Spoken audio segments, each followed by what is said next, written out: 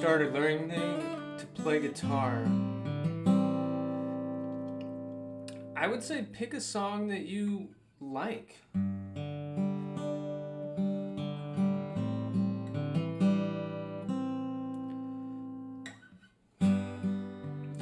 Just think of all the things you listen to, and then, like I listen to a decent amount of Sufjan Stevens. I don't know if you guys are familiar with him. He's like a folk artist. But when I was starting to learn guitar, I tried to find one of his songs and just learn the chords. Because you'll be motivated to learn it too if it's something you like.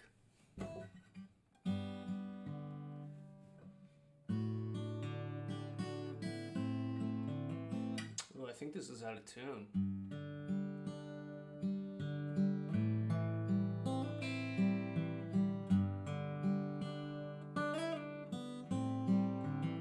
You're welcome.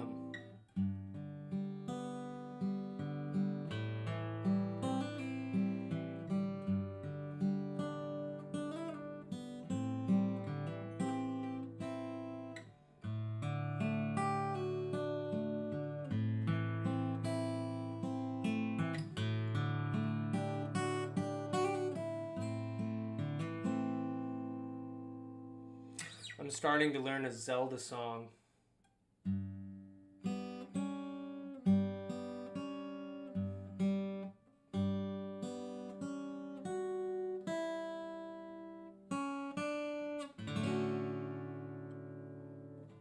No.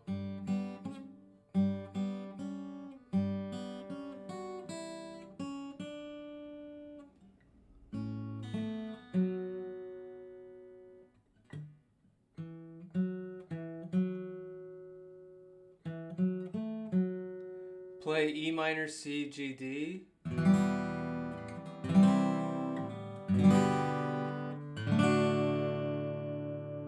Oh, the Cranberries? Wait, how does that go?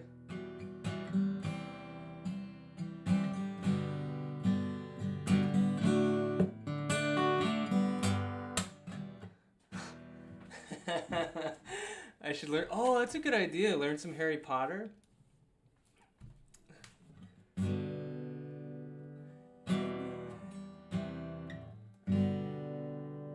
Hogwarts Legacy on PS5? Wait, what is that?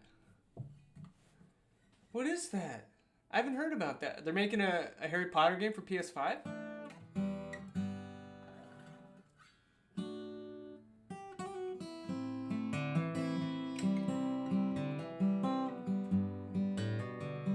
A Harry Potter RPG. Oh, dude.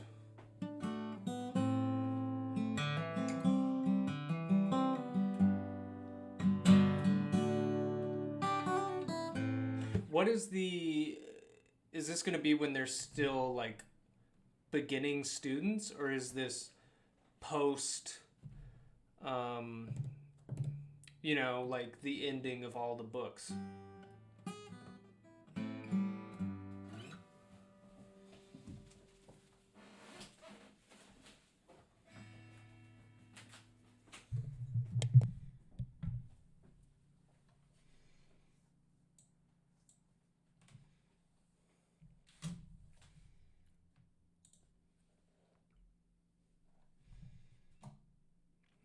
I would be excited about a Harry Potter RPG. That sounds really, really fun. I think I had a Harry Potter game for the PS1. That game was not fun. Takes place in the late 1900s. Oh, the Harry Potter story takes place in the 1900s. The game begins in the early 1800s, hence legacy. Ooh, okay. So a little prequel action.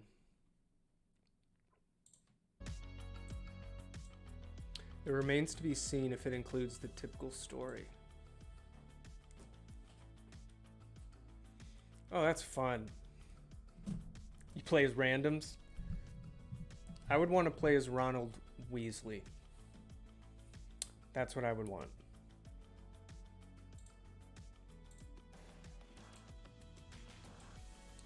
Guys, we have a shorter lecture today, I anticipate.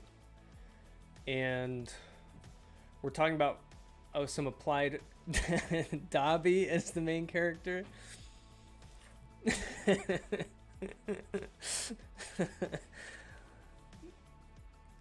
Sure. I mean, Dobby's fun.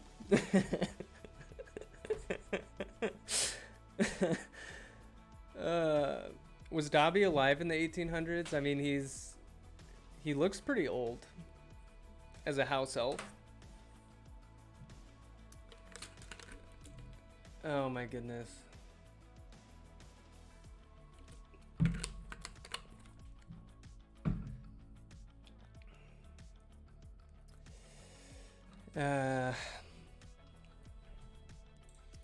Okay, so like I said, this should be a little bit shorter today, and I think the primary result we're going to talk about is the wind frame. So we've talked a lot about the fixed frame, like our inertial frame. We've talked about the body frame, and then another important frame is the wind frame. And we'll introduce today why we even have a wind frame. And this is becoming more relevant now that we're talking about the dynamics and the forces acting on aircraft. So let's break down the primary external forces. So we introduced these last time. We got the aero force. Oh wait, I want to turn on this talk to text again, because that was pretty fun.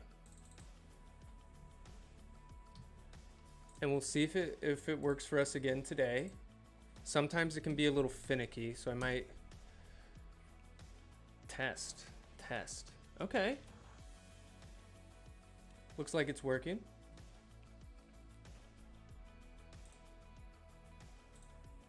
All right, so we have the aero forces. We have thrust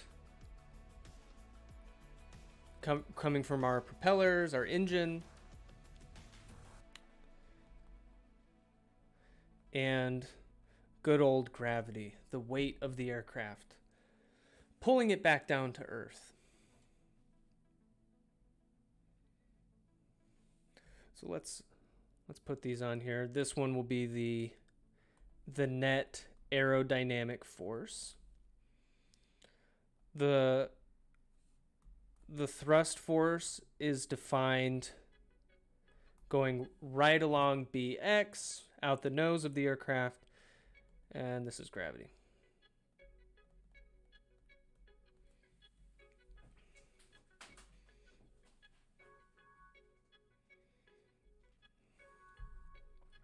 All right, so let's express each of these forces in the coordinate frame that makes the vector components most simple. So let's start with the weight. The weight of the aircraft, or the gravitational force, that's most simply expressed in the fixed frame. So we're going to have 0, 0, mg. Because we have the FZ axis pointing straight down. And somebody made a joke last time about flat Earth. And really, like, these equations are with respect to a flat Earth, right? Because we're assuming that the gravity component is always going in the FZ direction straight down.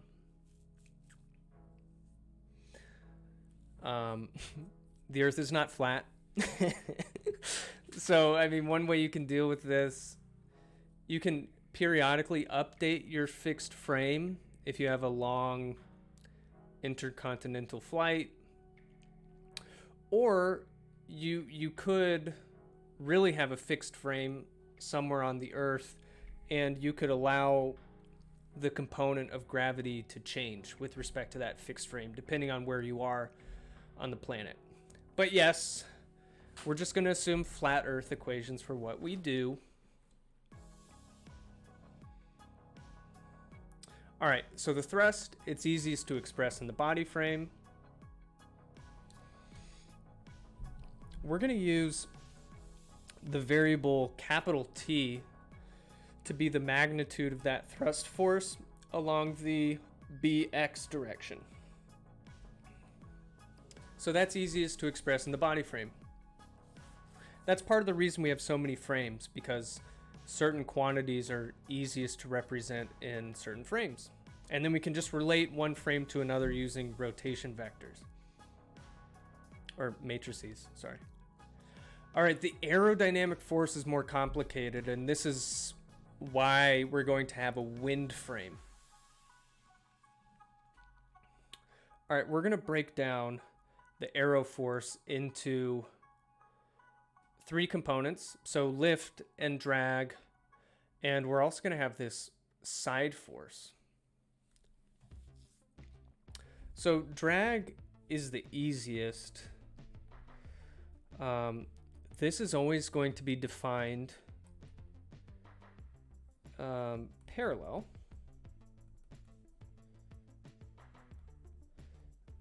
to the relative wind. So wherever the relative wind is coming from, drag is going to point along that direction. The lift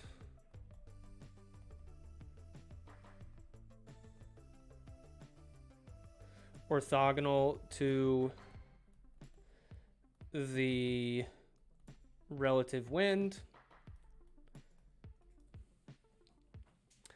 And just because it's orthogonal to the relative wind, that doesn't totally define which direction the lift is acting. And in 3D, it's a little more complicated than you might think to say, like, oh, where's the wind pointing? Like, or where's the lift pointing? Like, draw it on a figure. For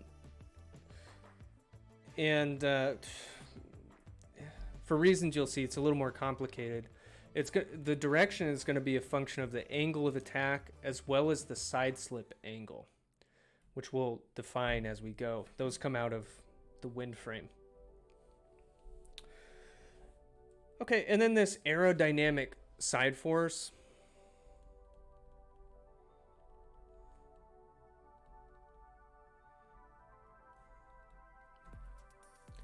This is going to be orthogonal to the lift and the drag.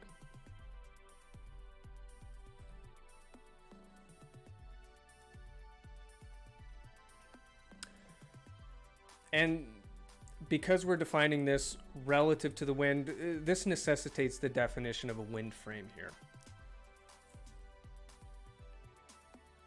Because with respect to the body frame, it's difficult to represent these forces. So let's do some drawings here. Let's look at this isometric perspective first. So we have the velocity vector, the inertial velocity of the aircraft here. And we have this little bounding box to help you get an idea of where it's pointed. So it's kind of pointed below the aircraft and to the right of the aircraft. So it's kind of this downward diagonal direction. Now in this class, I think I'll mention this later on in the notes, but the relative wind coming into the aircraft, we're going to assume that that's purely a product of the inertial velocity of the aircraft. So we're going to assume that we're flying with clear skies. There's no wind blowing. So the only way that we have relative wind is just because the aircraft is moving through the sky. So that generates relative motion. But we're not going to assume there's any headwind, just perfectly clear conditions and still conditions. All right. And this is kind of showing why the drag force, the lift force is a little complicated in 3D. Well, the drag force is easier. The drag should be right along the direction of this relative wind, but, you know, going in the other direction. So this is coming off the aircraft at a sort of weird angle.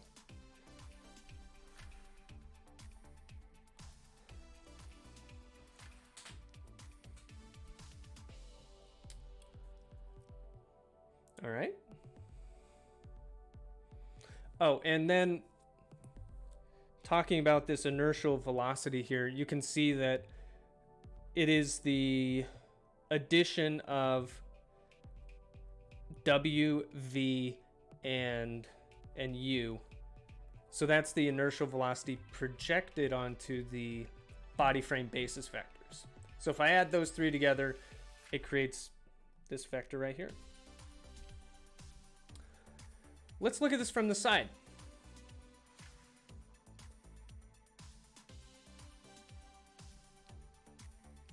Is there any particular reason why this example has the V vector not pointed in the direction of thrust? Yes, because in general, in an aircraft, your velocity is not going to be perfectly aligned with the thrust. That would be a special case. Like even in a car, your velocity vector is not pointing straight out of your windshield. You have a little bit of side slip even in a car, so it's the same. What exactly is the F side force? Okay, so perfect cruise is a rare yeah, I mean like when you're cruising in straight flight, I mean that I wouldn't say it's rare, but it is a special case. In general, the velocity vector doesn't have to be aligned with, because you're saying that the velocity vector, if it's in the same direction as thrust, the velocity has to be lined up with bx, but that's generally not the case. What exactly is the side force? Well, because the aerodynamic force is three-dimensional, so if I define the drag just in the same direction as the wind, and the F and the lift orthogonal to that only accounts for two basis vectors in three-dimensional space. So this side force, it's just the effect of wind flowing over the surfaces of the aircraft, and it's generating some net force that's pointed in some three-dimensional direction. And so we need some component to capture that third dimension. I hope that kind of answers your question here.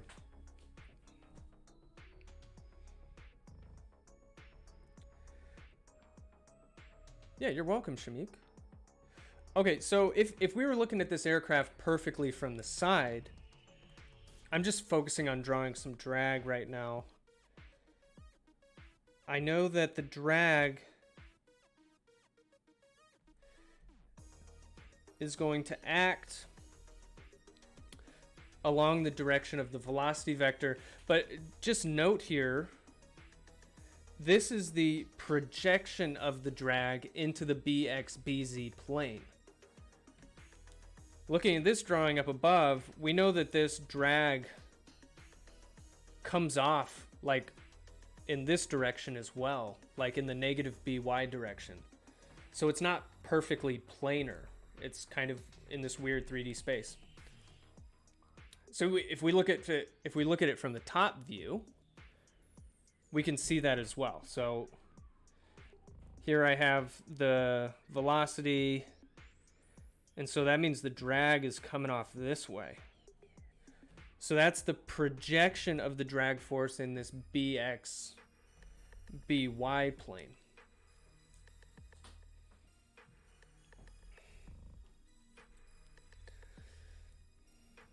So if I tried to write this in body frame components, a little difficult.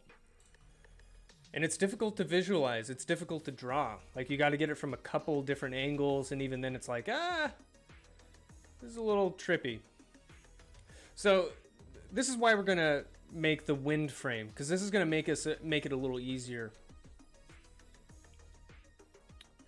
So the wind frame, lift, drag, and side aero forces are empirically measured in the wind frame.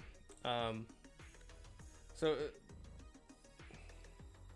I haven't mentioned this yet, but when we define lift and drag,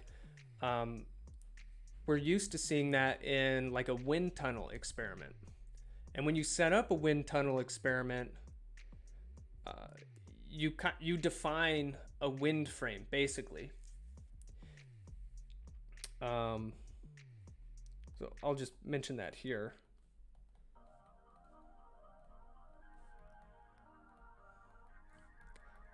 When we characterize the performance of different airfoils, we're gonna do that in some kind of wind tunnel experiment, or a CFD code, which is just a computer simulation of a wind tunnel experiment. And what do I mean when we define a wind frame when we do that?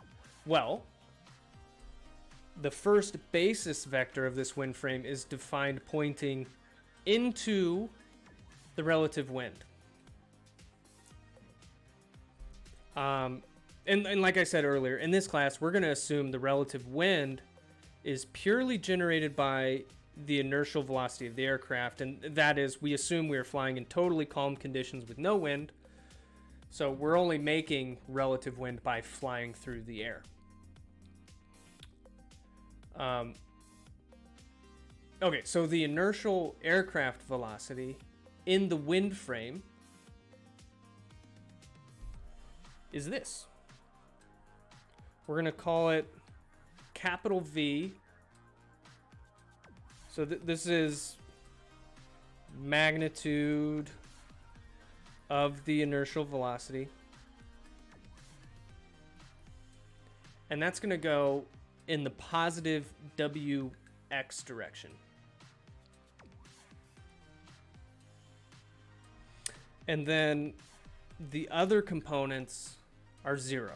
So the starting point to defining a wind frame is saying, okay, the first basis vector of our wind frame, WX, is pointed purely in the direction of our inertial velocity. So what is the magnitude of the inertial velocity? Well, we know we could represent the inertial velocity with respect to the body frame using U, V, and W, or with respect to the fixed frame using X dot, Y dot, Z dot. So the magnitude would be U squared plus V squared plus W squared, or you could use the components with respect to the fixed frame. And we're saying that is V.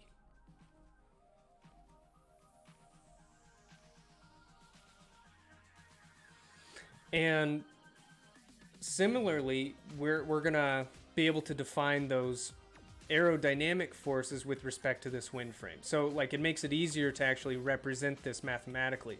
So the drag force, this is actually going to be minus D. So we're going to say D is the magnitude of drag force. And it's minus because we defined positive WX to be in the direction of the velocity. And we know drag is acting opposite to that, so that's why it's minus D. This one, minus L. So why is this? Well, let's define this first. L is, or this scripty L, magnitude of lift force. That's going to end up being in the minus WZ direction because just like with the body frame and the fixed frame, we have the Z component kind of pointing down.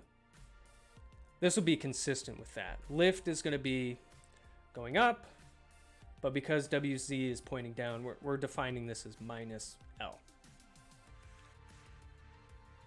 And the side force, well, we're not going to do a minus anymore. We're just going to call this positive scripty S. So this will be the magnitude of our aerodynamic side force.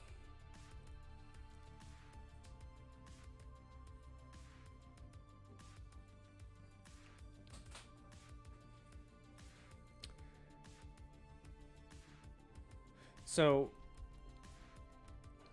if we wrote this all out in terms of basis vectors,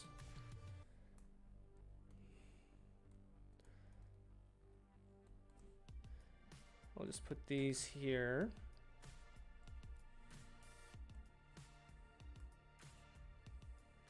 So WY points to the right.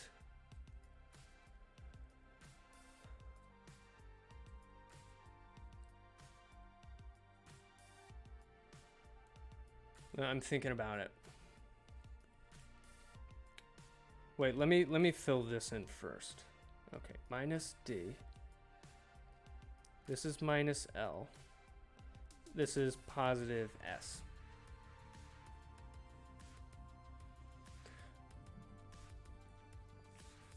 So the basis vector WY points to the right is the question here. Let's think about that. X crossed with Y per the right-hand rule. Right, that's what I'm thinking about. Like if you cross X and Y, that would make Z, but Z is going down. Maybe if I look at this picture here.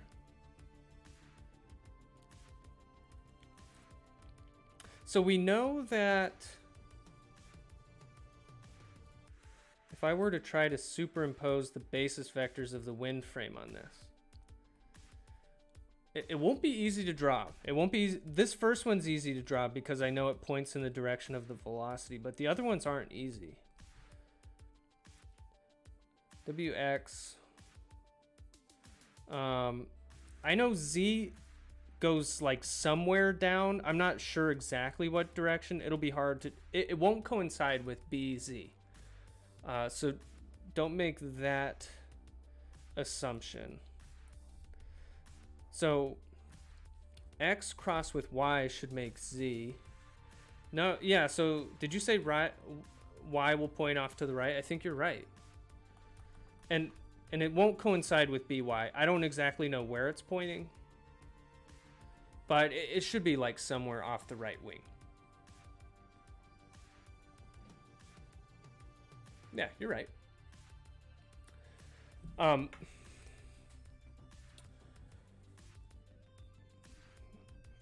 Let's get into the nuts and bolts, the details of how this wind frame is oriented with respect to the B frame. Like I said, it's hard to draw. It's hard to intuit where these basis vectors are pointing, and you'll see why. It's a little tricky. Okay. So remember, we defined a wind frame just to make it easy to express lift, drag, and all of that. Because in the body frame, it's not so straightforward. Okay, now to relate the wind frame to the body frame, we're going to define a sequence of rotations just like we did with Euler angles. So this will look very familiar to what we did before. And the angle of attack and the side slip angle are going to come out of this.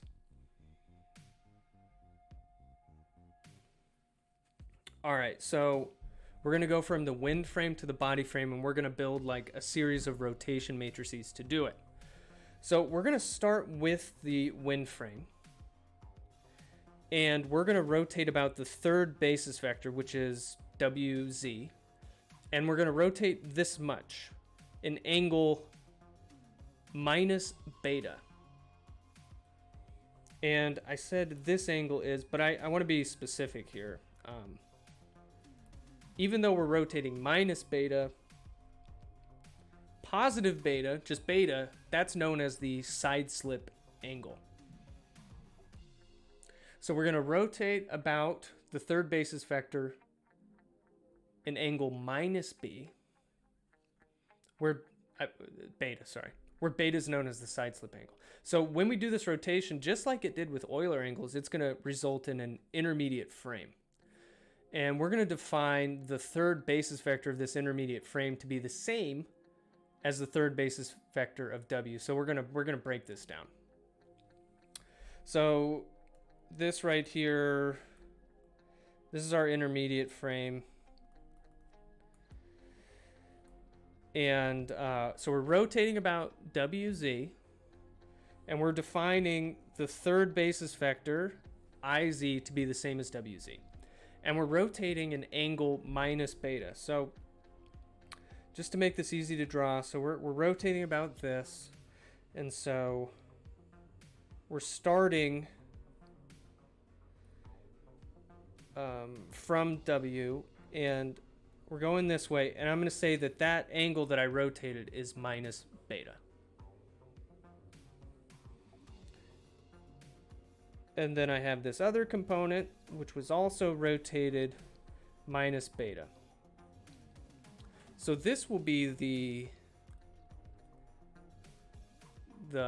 ix basis vector. This will be iy. And this is where our intermediate frame is after rotating. So I want to make the relationship here between each of the basis vectors. Iz is easy because it's just equal to wz. We can see that. Ix is cosine minus beta wx plus sine minus beta wy. So that's how ix is made up of wx and wy. Let's do iy next. Okay, it's going to be minus sine minus beta of the wx, because wx is pointed in the opposite direction of iy. And this is going to be plus cosine minus beta wy. And because it's a little weird to have a minus beta in here, we're going to write this in an equivalent way. So cosine of minus beta, it turns out to just be cosine of beta. Those are equal. Sine of minus beta is equal to minus sine of beta. Minus sine of minus beta, now that's just going to become positive sine of beta.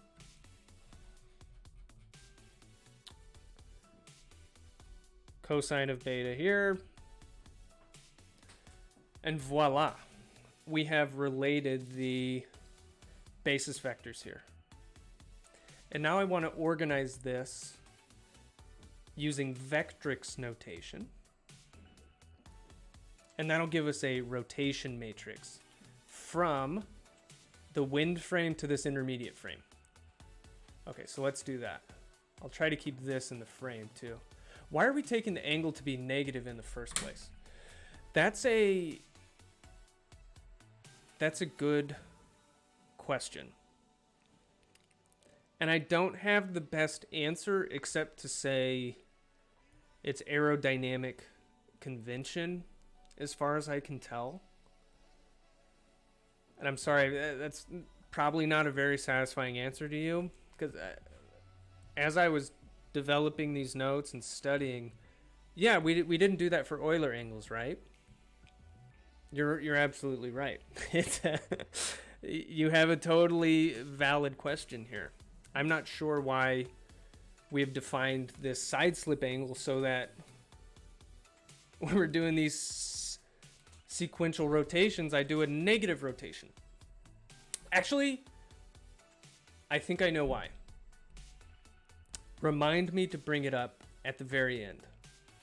The short answer is it makes all of the variables positive in a certain conversion that we're going to do. So I'll try to remember to bring this up again, but if I don't, let me know. We'll be there in another like 10 minutes. So it's coming up. I'm glad you asked that. Okay, so let's line this up. Cosine beta minus sine beta 0. Sine beta, cosine beta 0, and then 0, 0, 1. So I'm just taking these relationships, putting it in this vectrix notation. Matrices populated with basis vectors. And this is the rotation matrix from the wind frame to that intermediate frame. Excuse me. Now we're just going to need to do one more rotation. And that rotation amount is going to be that's where the angle of attack is going to come from. And we will have arrived at the B frame. Okay, so one more rotation. So next, we're going to rotate about the second basis vector of this intermediate frame. We're going to rotate an angle positive alpha. See, now it's positive. Okay. This angle, known as the angle of attack. Now this one, we'll go back because we can draw it in one of the figures up above. The side slip is harder to actually draw. Well, how about we do this right now? The angle of attack from this side view, it's going to end up being this angle from the body x vector down to, so this is the projection of our inertial velocity. Projection of, so I'm just pasting this here.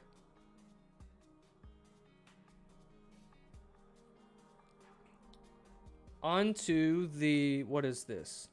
The BX, BZ plane.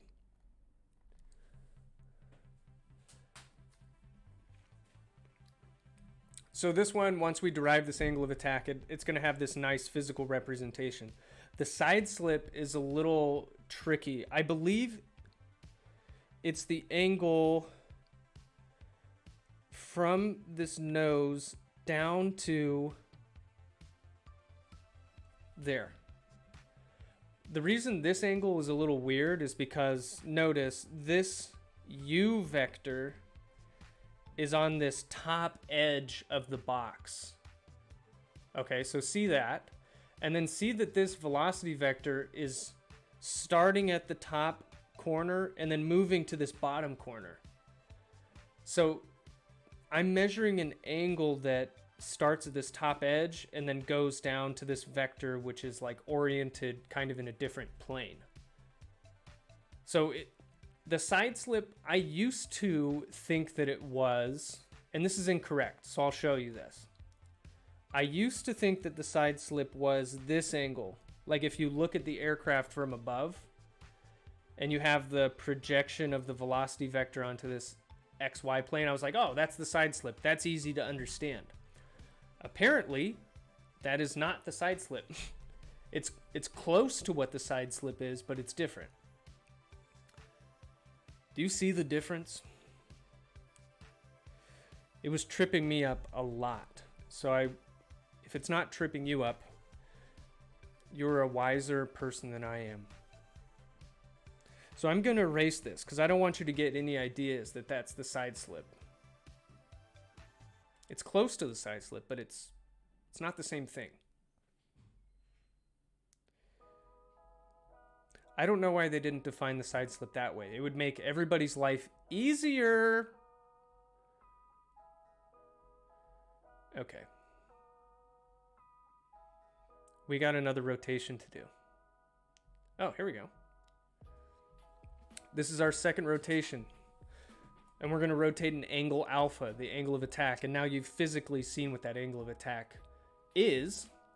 And this rotation is going to bring us back to the body frame B. So we started at the wind frame, we went to an intermediate frame, and this is going to bring us all the way to the body frame. And we're going to define the second basis vector of the body frame to coincide with the second basis vector of this intermediate frame. So, in red, this is our intermediate frame, and then the second basis vector is IY, and I'm having the second basis vector of my body frame coincide. Now we're going to rotate an angle alpha.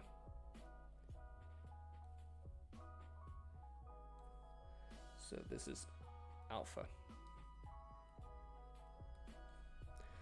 And this is going to give us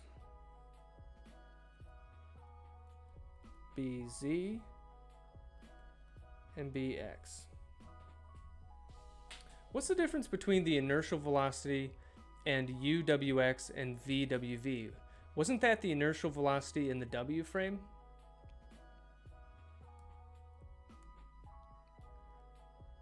UWX and VWV?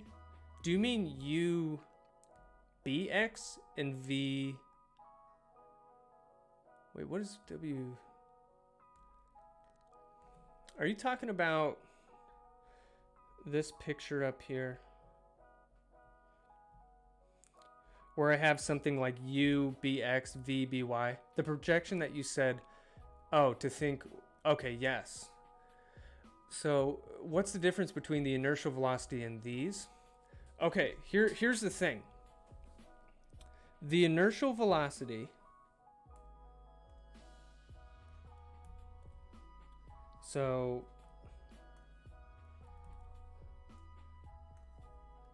G, this commitment to the colors takes a little time. Okay, you'll see this right away. Plus V, BY. But there's also this.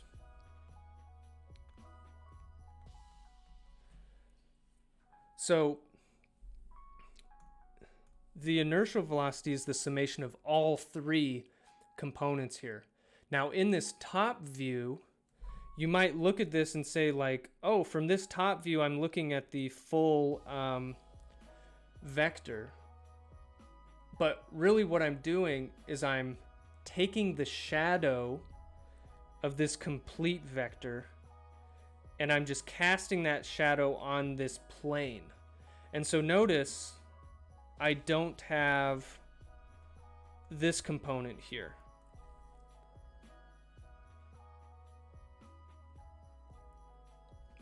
That's missing, that third dimension.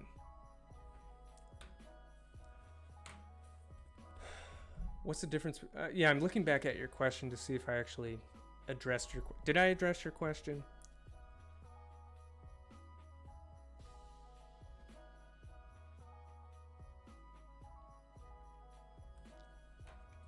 You can let me know if I I did. Okay, good. And the same thing's happening here with this projection. Notice here I don't have V, BY. This is just the shadow of that full inertial vector projected onto the BX-BZ plane. So this is just a planar image.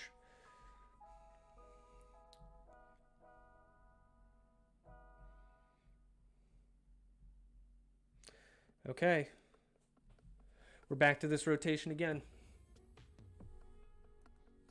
Okay, BX is cosine alpha IX minus sine alpha IZ. BY is equal to IY. That's straightforward. And then BZ is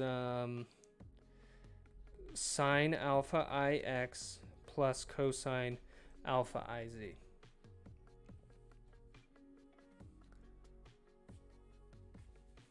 So I'm just getting that from the picture, and then you know what's coming next. We're going to make a rotation matrix out of this. Cosine alpha 0 minus sine alpha 0 1 0 sine alpha 0 cosine alpha.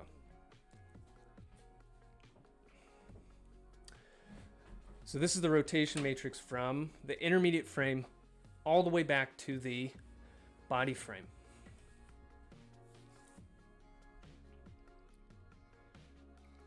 All right, now we're ready to apply this. We can use these rotation matrices to relate the UVW velocity components to the angle of attack and the side slip parameters. Okay, and the way to do that, if I have the velocity vector in the W frame, the wind frame, first I'm going to multiply that by the rotation matrix that goes from the wind to the intermediate frame, and then I need to follow that up and go from the intermediate frame to the body frame. Is there only 2 rotations because we assume the air is still? No. So I see what you're saying, that like, okay, with Euler angles, we needed to do 3 rotations to relate the body frame to the fixed frame, right? So why is it now that to go from the wind frame to the body frame, I only need 2 rotations?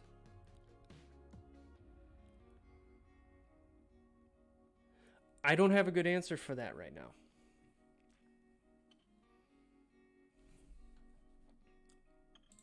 I was thinking about that. Let me check something real quick and see if I can quickly find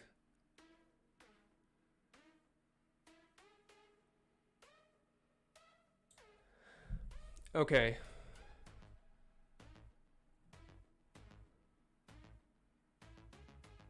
Interesting.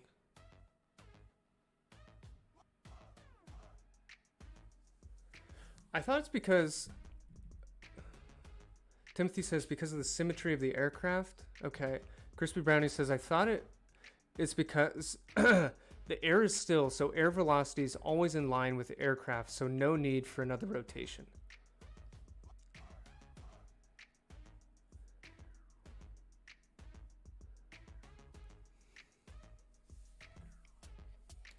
But even if there was,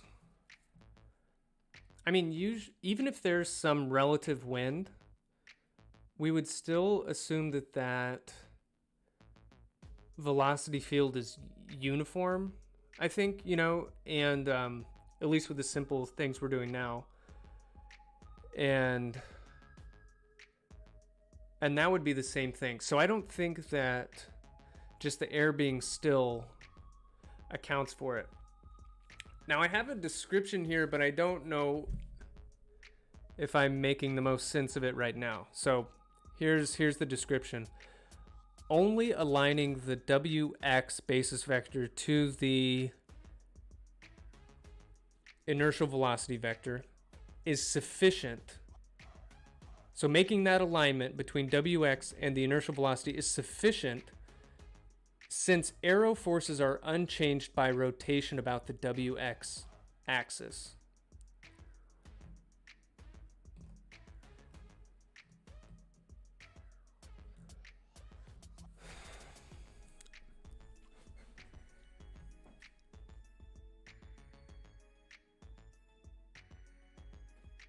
It doesn't make...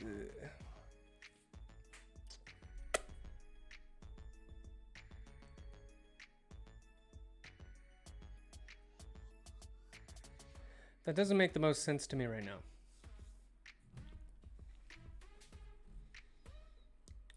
I don't know if one of you, if it makes sense to you. Feel free to throw it in the chat. It would help everybody. But yeah, I don't have a good answer to that. That's an excellent question. We're doing 2 rotations to align it. Shamik says F lift and drag won't be affected by rotation about WX because they are parallel to it, but the side force should still be affected, right? Yeah, that's. I think that's a good point, because we're defining this three-dimensional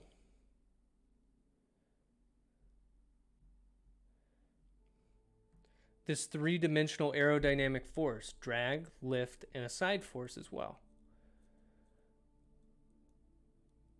So if I rotate about WX,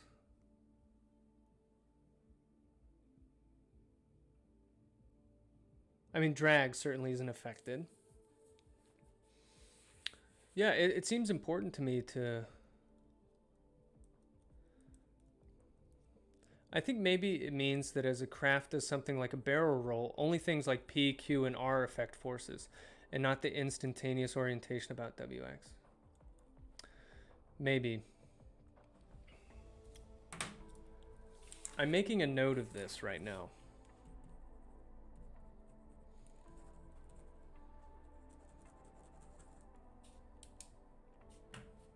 This pen died. Because I want to find a good answer to this. 2 rotations for wind frame. Why not 3?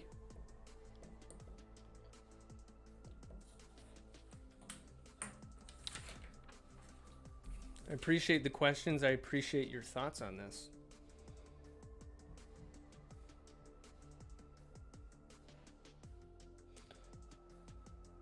Okay. So let's just go with it for now. If we multiply out these, let's just fill this in real quick. I'm going to use this truncated cosine sine notation. This is going to be cosine alpha, cosine beta,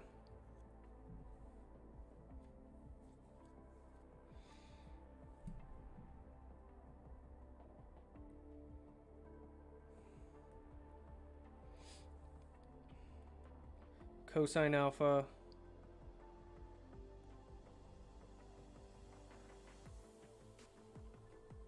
sine beta,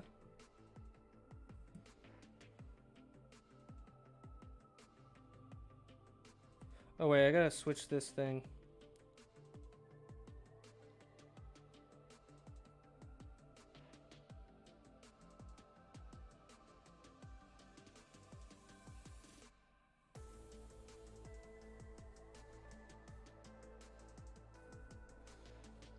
Now I'm going crazy.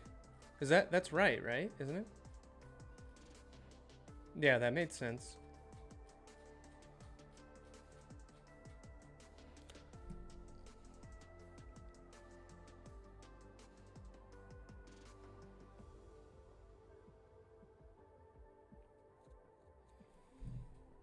So beta.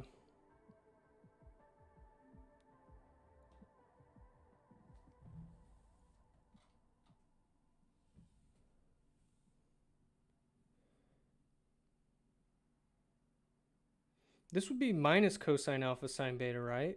But I wrote in my notes something different. So now I'm confusing myself.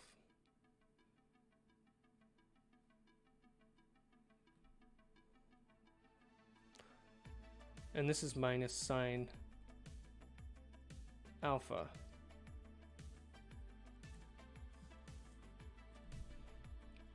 Okay, I apologize. We might have to go back and fix this. I'm getting confused by what I did. 0. Okay, that makes sense. Sine alpha, cosine beta. Good. And then this should be minus sine alpha, sine beta. Right. And then this should be cosine alpha.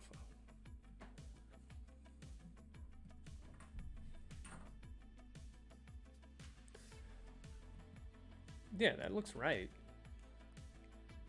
I just had a different sign in the notes I made, but that's okay. Okay, so let's multiply this out. And we're going to have UVW. So if we multiply out this matrix with this vector, we're going to have cosine of the angle of attack, cosine side slip angle times the velocity magnitude. This one is going to be the velocity magnitude times sine of the side slip. And then this last one's going to be the velocity magnitude, sine of alpha, sine of beta. Okay, and then coming back to your question, Shamik, like why did we rotate minus beta? If you do minus beta, then all of these are positive.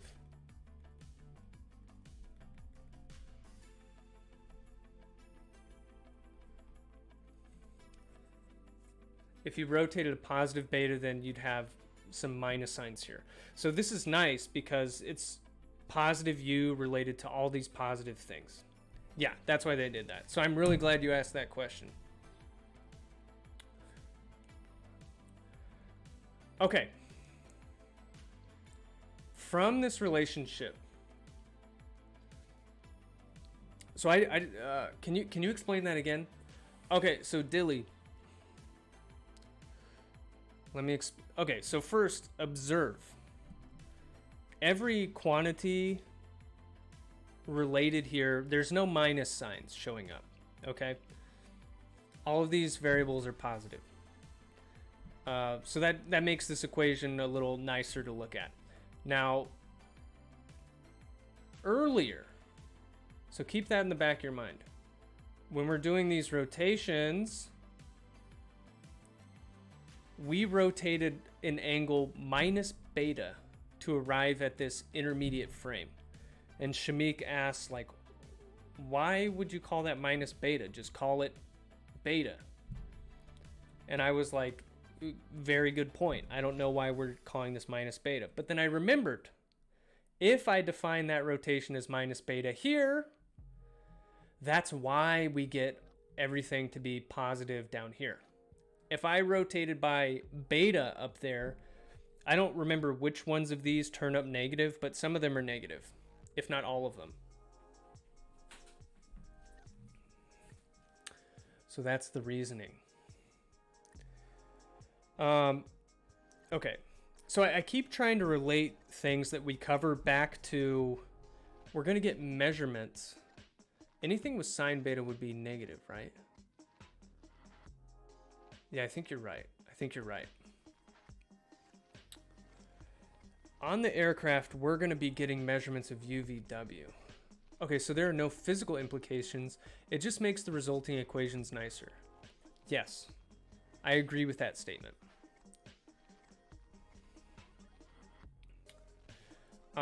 Now, if you remember in taking aerodynamics, when we look at an airfoil, when we do wind tunnel testing, we determine lift relative to this angle of attack.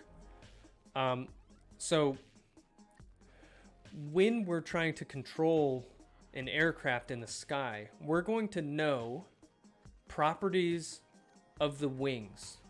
And the properties we're going to know how the lift on those wings and how the drag changes with angle of attack. So if I get measurements of U, V, and W from onboard sensors, and if I'm able to deduce the angle of attack from those measurements, then I can use that for control purposes.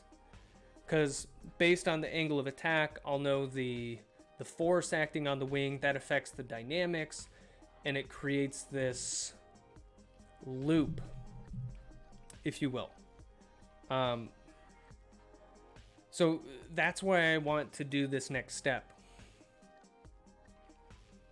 So first, if we look at this second row here, I know that the V component is equal to the magnitude of the velocity times, and let's just write this all out.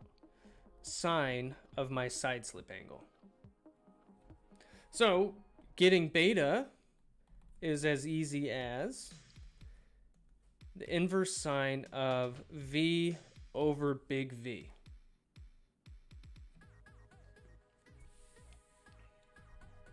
Okay. And let's get this in the frame. If I take W divided by U, so the third row divided by the first row, I'm going to have V sine alpha sine beta divided by V cosine alpha cosine beta. So I'm just pulling that from up above. You see the V's cancel.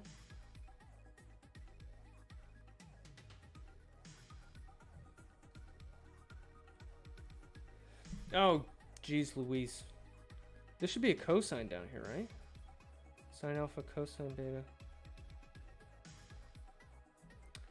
This term right here, I messed up. This should have been a cosine up here. Sine alpha cosine beta. My apologies. If you look at that matrix multiplication up above, that should have happened. So here, instead of a sine beta on the top, I should have had a cosine beta. And because of that, that's going to cancel. So this is going to be sine alpha over cosine alpha, which is the tangent of the angle of attack. So the angle of attack, I can estimate it from sensor measurements on my aircraft. So it's the inverse tangent of W over U. And we're going to put boxes around these because they're that important.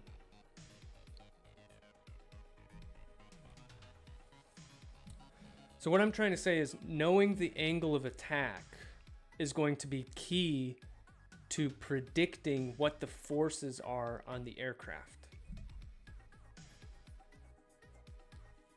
At least in terms of lift.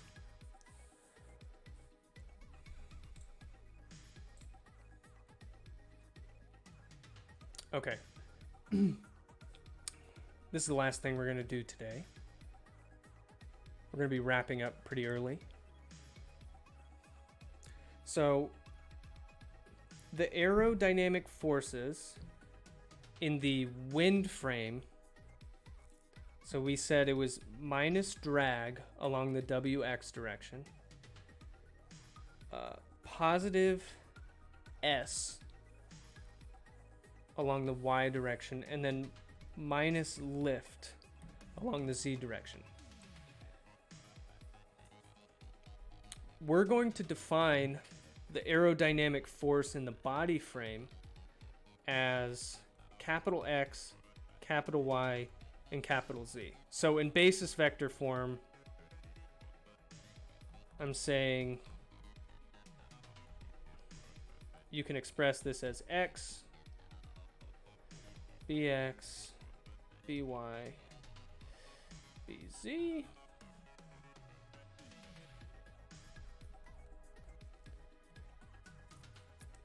And throughout the course, usually instead of using this drag, side arrow force, and lift, we're mainly going to be using X, Y, and Z, which are related to those. But they're related, once again, through the rotation matrix that we derived earlier, which is a function of the angle of attack and side slip. And how do we get the angle of attack and side slip? Well, we're going to use these two equations, which are based upon velocity measurements from onboard sensors. So it's all coming full circle. So, okay, the major takeaway from today is we're introducing a third frame, the wind frame. The other two frames we've been working with are the body frame and the fixed frame. So now we're introducing the wind frame. And why the heck are we doing that? Well, because the information that we have about our airfoil performance, that's going to be from some wind tunnel experiment or some CFD test. And when they do that test, they tend to use these variables like drag and lift, which are defined relative to the wind. So, and those tests are going to be done in terms of angle of attack primarily and side slip. So that's the information we have, but we need to be able to relate that back to the body frame eventually. So that's why we have the wind frame. And if you want to think physically about the angle of attack and the side slip, the angle of attack is nice. If you're looking at an airplane from the side and if you have the projection of its inertial velocity, okay, this is what the angle of attack is. Side slip, like I said, it's a little trickier. It's not as simple as looking at an aircraft from the top and saying, oh, it's that angle. It kind of crosses the dimension of this box here. It's a little weird. I think side slip is a little weird. And that's it for today, ladies and gentlemen. Was the homework due at 2 p.m. or tonight at midnight? Because the homework PDF said 2 p.m., but the UB Learn submission says midnight. Oh, really? It's supposed to be 2 p.m. Did I make it midnight on accident? Let me take a peek ski. Oh yeah, let's do it. Okay. yeah, it does say midnight. Okay. That's fine then. That's fine. My mistake. We'll just leave it as midnight then.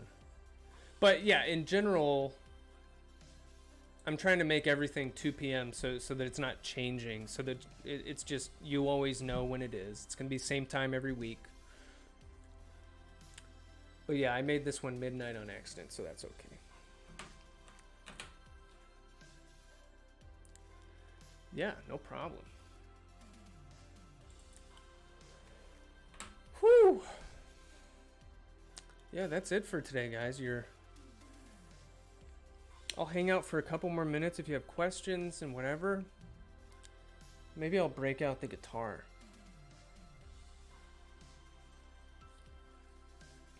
But that's all the content we're going to cover.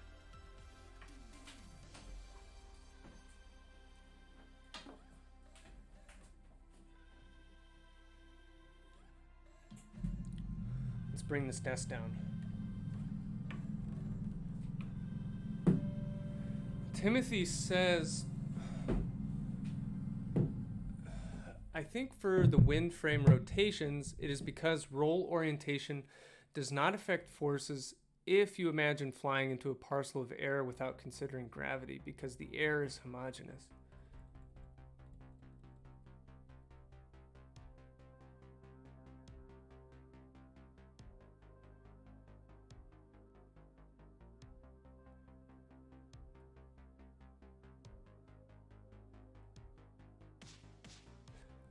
No, I think you got it. I think you got it. Like,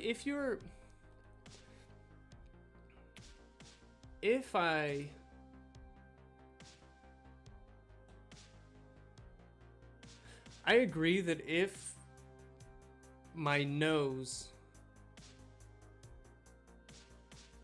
is pointed directly at the relative wind,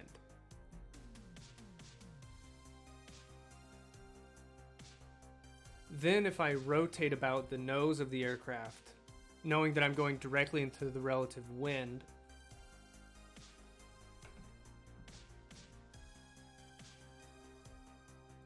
that wouldn't affect the side.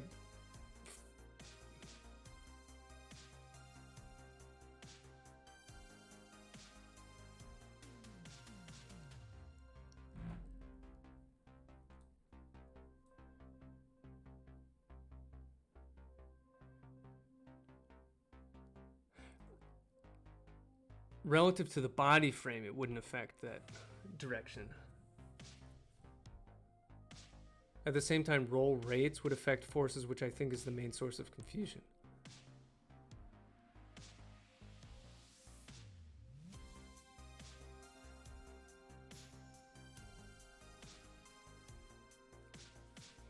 Yeah, I think you're onto something.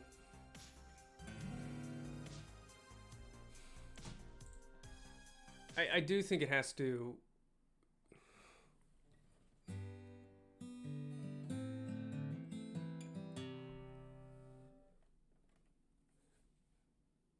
Yeah, if we're not considering gravity, right.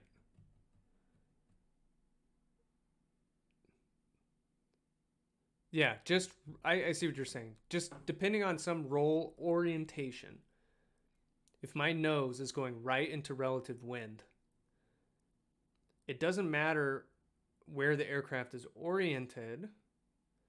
Relative to the aircraft, the force would look the same if the air is homogeneous, like you said.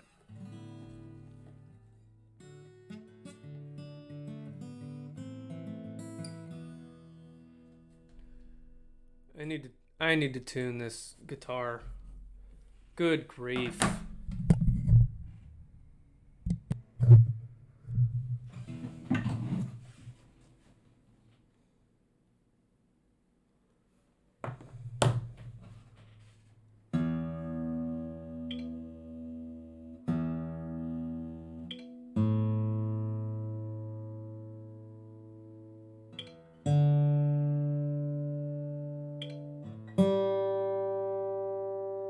That string is a troublemaker.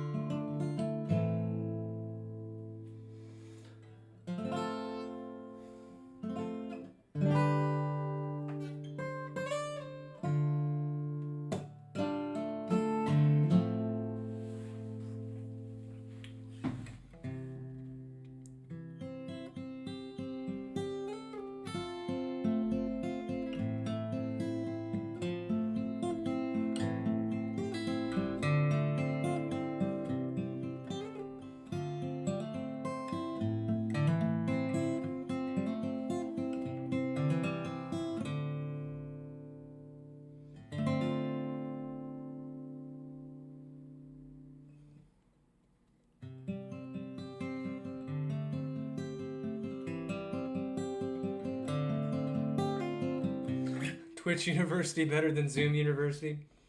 What songs are these? These are things I made up. Just tinkered around, made something up. This one however, is Hunger Strike by Temple of the Dog.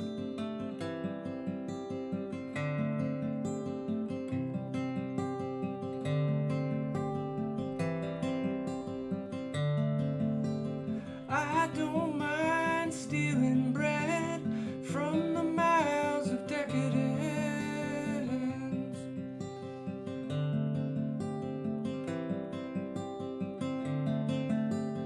I can't feed on the powerless when my cup's already overfilled. We might be capoed a little too high here.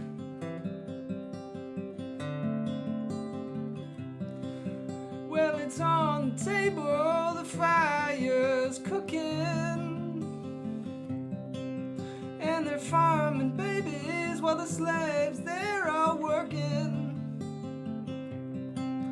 Blood is on the table, the mouths, they are choking. I'm going hungry.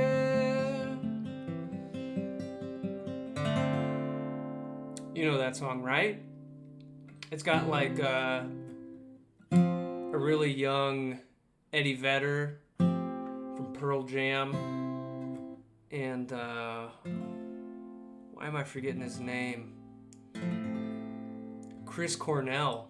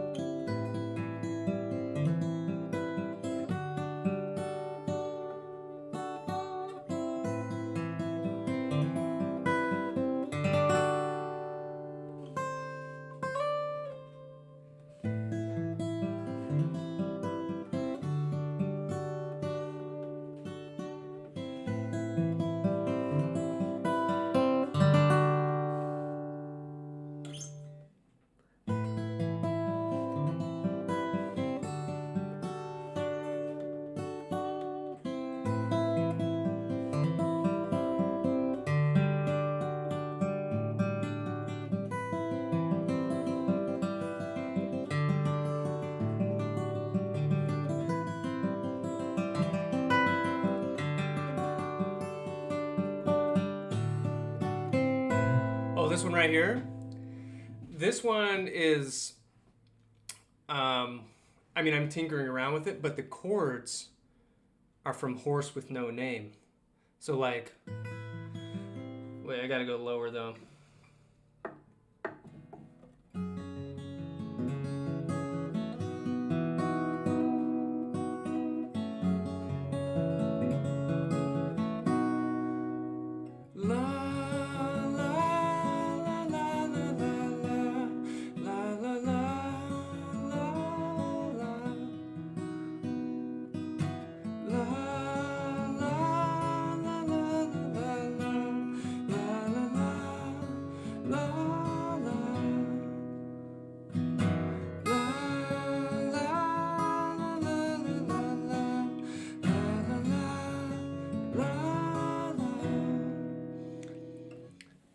That's, Horse with No Name by America.